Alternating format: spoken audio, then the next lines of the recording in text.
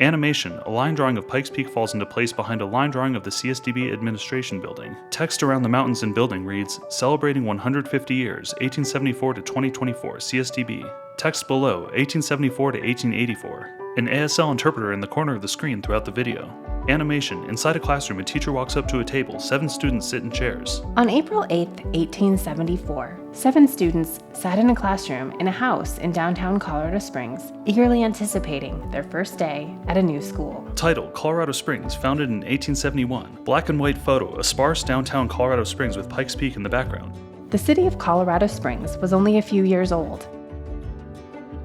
Black and white photo, General Palmer and 2 men survey a field. An arrow points to Palmer. It was founded in 1871 by General William Jackson Palmer. Title, Colorado became a state in 1876. Colorado wouldn't become a state for 2 more years. A map of the Colorado Territory. Sepia tone photo, Pikes Peak and Garden of the Gods. Thanks to abundant sunshine and natural attractions, Colorado Springs was a destination for many people. Painting, Jonathan Kennedy. This could be what drew a farmer from Kansas named Jonathan Kennedy, his wife Mary, and their 5 children, 3 who were deaf, to Colorado in the early 1870s. Title, February 18, 1874. Document, an act to form a school for the deaf in Colorado. In 1874, the Colorado Territorial Assembly passed an act to start a school for students who were deaf in Colorado Springs. The cover of the school's first annual report. It was originally called the Institute for the Education of Mutes. Black and white photo, view of Colorado Springs and Pikes Peak from Kiowa Street. A painting of General Palmer, then a treasurer's report slide over half of the photo. The Colorado Springs Company, belonging to General Palmer, donated 10 acres of land on Kiowa Street, and the Territorial Assembly granted $5,000 for a building. A hand-drawn aerial map of the downtown Colorado Springs streets zooms in to reveal a city block. But everyone wanted classes to start right away, so a temporary school was set up in a rented house on Kuchara Street.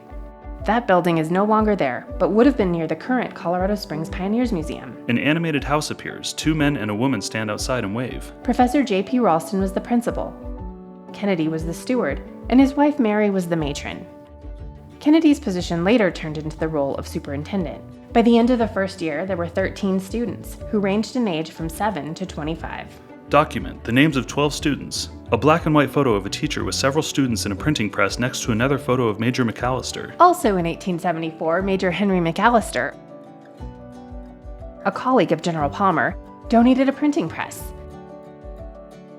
This allowed students to learn the printing trade by creating a newspaper. The first issue of the Deaf Mute Index was printed on January 30th, 1875. A copy of the Deaf Mute Index slides into frame. Several images of covers from the Colorado Index appear, stacking one on top of the other.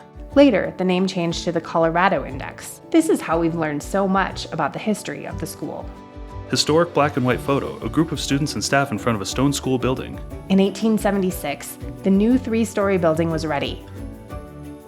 It had 12 rooms with coal stoves and kerosene lamps. There were 20 students, and part of the middle floor was set aside for classrooms. Animation, a cow and chicken with squash plants in the background. The campus had vegetable gardens, as well as a cow and a flock of 50 chickens, who provided all the milk and eggs for the school. 3 eggs, one cracks into a pan on an 1800 stove. In 1877, the name changed to Institute for the Education of Mutes and Blind. An article shows the new name. And discussions began about how to recruit, teach, and house students who were blind, as well as those who were deaf. Black and white photos slide in one after another showing additions to the school building. A south wing was added to the building in 1879 and a north wing in 1881. A news article about the Kennedys' retirement. At the end of the 1883 school year, both Kennedys decided to retire. An annual report page shows improvements. The upper story of the building was remodeled into additional dorm rooms, a laundry and barn were built, and more teachers were hired. Article from the Colorado Springs Gazette about the new students. When classes began on September 12, 1883, there were 4 new students who were blind, and shortly thereafter, 6 more joined. Document, list of pupils in attendance December 1st, 1884. Only 10 years after opening, a total of 47 students attended the school. Aerial of the CSDB campus with the mountains in the background. 150 years later, imagine all that has happened for this school to have grown to what it is today.